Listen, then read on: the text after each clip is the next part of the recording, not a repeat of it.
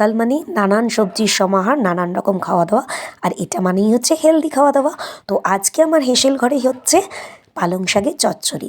Hello friend, simple life with শ্বেতার সাথে সবাইকে অনেক স্বাগত। আশা করি তোমরা সবাই খুব ভালো আছো। চলো রান্নার একেবারে মূল পর্বে চলে যাই।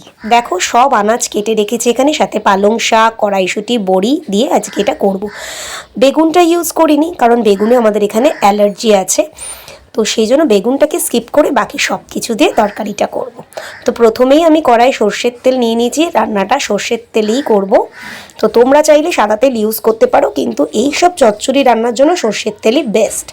তো সর্ষের তেলের মধ্যে দিয়ে দিয়েছি বড়িগুলো। আগে আমি বড়িগুলোকে ভালো করে ভেজে নেব, আর তেলে যখনই বড়িগুলো দেবে বড়িগুলো কিন্তু তেল শুষে নেবে, তো এটা নিয়ে ভয় পাওয়ার কোনো কারণ নেই। সেই পরিমাণ মতো ওই জন্য তেল দেবে। তো আমি এখানে বড়িগুলো তুলে আবার কিছুটা তেল দিয়ে দিয়েছি, আর এতে দিয়ে দিচ্ছি কালো জিরে আর শুকনো লঙ্কা ফোড়ন। এই রান্নাগুলো করতে ভীষণ ভালো লাগে, শীতকালে এইরকম সবজি দিয়ে রান্না করে খেতে দারুণ লাগে। আর এই রান্নার এক্সট্রা টেস্ট আনতে এর মধ্যে দিয়ে দিচ্ছি কয়েক কুচি রসুন। আমি এখানে 3টে কোয়া রসুন নিয়ে সেটাকে কেটে দিয়ে দিয়েছি। তোমরা ছোট বড় হিসাব করে দিও, যাতে একটা সুন্দর গন্ধ আসে, এবং গন্ধটা না বেরোনো অবধি আমি ওয়েট করব। যখন দেখবো রসুনটা লাল লাল হয়ে ভাজা ভাজা হয়ে দুর্দান্ত একটা গন্ধ ছাড়ছে, তখন এর মধ্যে আমি কেটে রাখা আলুগুলোকে দিয়ে দেবো। আলুগুলো কিন্তু একটু ডুমো ডুমো করে, একটু বড় বড় করে কাটতে হবে, যেহেতু এটা চচ্চড়ি হচ্ছে, তো যাতে সব ঘেঁটে ঘুঁটে না যায় সেটাও দেখতে হবে। তো দেখো এটা এবার আলুগুলোকে লাল লাল করে ভেজে নেব, আর লাল লাল করে ভাজা অবধি ওয়েট করব আমি। এতে কিন্তু বেশি মশলা দিতে একদমই লাগে না। তো আলুগুলো ভাজা হয়ে যাওয়ার পর আমি এখানে ফুলকপি আর কড়াইশুঁটি দিয়ে দিয়েছি। এখানে কিন্তু কুমড়োও ইউজ করা যায়, অনেকে কুমড়ো দেয়, বেগুন দেয়, কিন্তু কুমড়োটা ছিল না আমার, আর বেগুনটাই আমার হাজব্যান্ড আর আমার ছেলের অ্যালার্জি, যার জন্য বেগুনটা কিন্তু আমি ইউজ করলাম না। তো তোমাদের তো অনেকেই খুব ভালো রান্না বান্না পারো, কিন্তু যারা সবজি টবজি রান্না করতে ভয় পাও, মানে একটু নতুন নতুন রান করো, তাদের জন্য আমার রেসিপিগুলো। তোমরা সবাই ভালো লাগলে লাইক কমেন্ট শেয়ার অবশ্যই করো, আর আমার চ্যানেলটাকে ফলো করতে ভুলো না কিন্তু। সবজিগুলো একটা একটা করে ভাজতে হবে। দেখো এবার শিমটাকে দিয়ে দিলাম, এবার শিমটাকেও ভালো করে আমি কি করব, ভেজে নেব।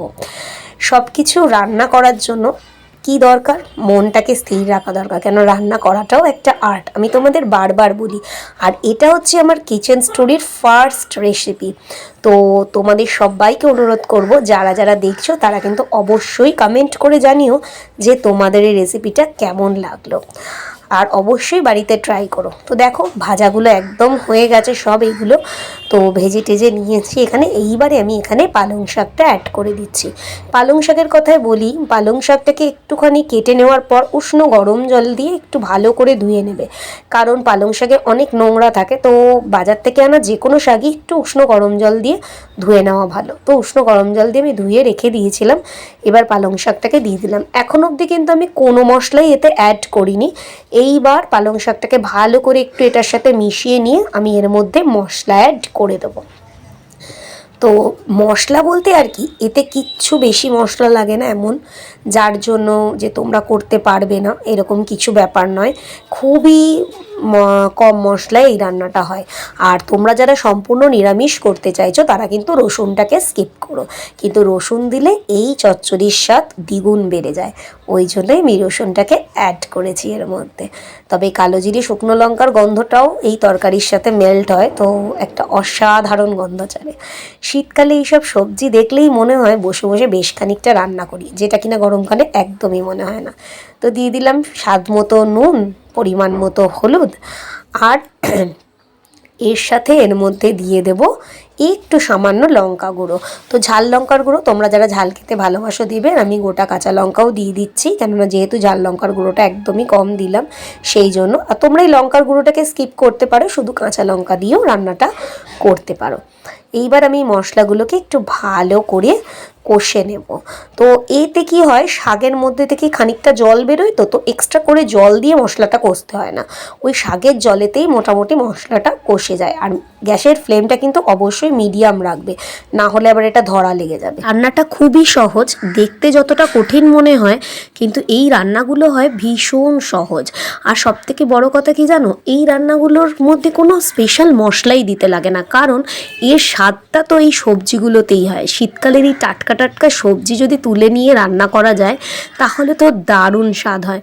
তোমরা যারা একটু গ্রাম সাইডে থাকো তারা তো হাতের কাছে এই সবজিগুলো পেয়ে যাও, আর আমাদের কি হয়, আমাদের বাজার থেকে কিনে আনতে হয়। তবুও শীতকালের এই সবজিগুলো সব টাটকা টাটকাই পাওয়া যায়।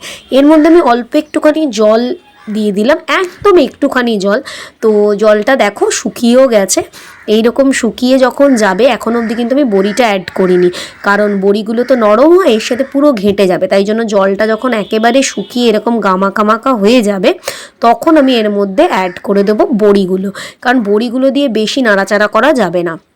তো হালকা হাতে এবার বড়িগুলো দিয়ে একটুখানি এইভাবে আস্তে আস্তে নাড়িয়ে নেব। আর এর মধ্যে কি অ্যাড করা হয়নি বলো তো এখনও, এটার মেইন যেটা জিনিস, আরও একটা জিনিস লাগে, সেটা হচ্ছে চিনি। এর মধ্যে এবার আমি একটুখানি চিনি অ্যাড করে দেবো, কারণ চিনি দিলে এই সবজিটার স্বাদটা বেড়ে যায়। তা বলে এক গাদা না, একদম অল্প পরিমাণ চিনি দিয়ে, কারণ নিরামিষ যে কোনো তরকারিতেই একটুখানি মিষ্টি মিষ্টি হলে সেটা খেতে ভালো লাগে। তবে অবশ্যই যারা চিনি খাও না তারা কিন্তু চিনিটাকে স্কিপ করে যাবে, তারা কিন্তু এর মধ্যে চিনি দেবে না। আমি কিন্তু আমার তরকারিটা আলাদা করে তুলে নিয়েছিলাম, নিয়ে তারপরে এটাতে চিনি দিয়েছি, কারণ আমি একদমই চিনি দেওয়া তরকারি খাই না। তো দেখো, একদম পালং শাকের তরকারি রেডি হয়ে গেছে। এই পালং শাকের চচ্চড়ি দিয়ে এবার গরম গরম ভাত দুপুরবেলা খেয়ে দেবো। শীতের এই রান্নাটা তোমাদের কেমন লাগলো জানিও, ভালো লাগলে লাইক কমেন্ট শেয়ার করতে কিন্তু একদম ভুলো না। সিম্পল লাইফ উইথ শ্বেতাকে কিন্তু সাবস্ক্রাইব করে পাশের বেল আইকনটাকে ক্লিক করে দিও, আর আমার সাথে সব সময় থেকো। দেখা হবে খুব শিগগিরই পরের আর একটা ভিডিও। ততক্ষণ সবাই ভালো থেকো, সুস্থ থেকো, টাটা।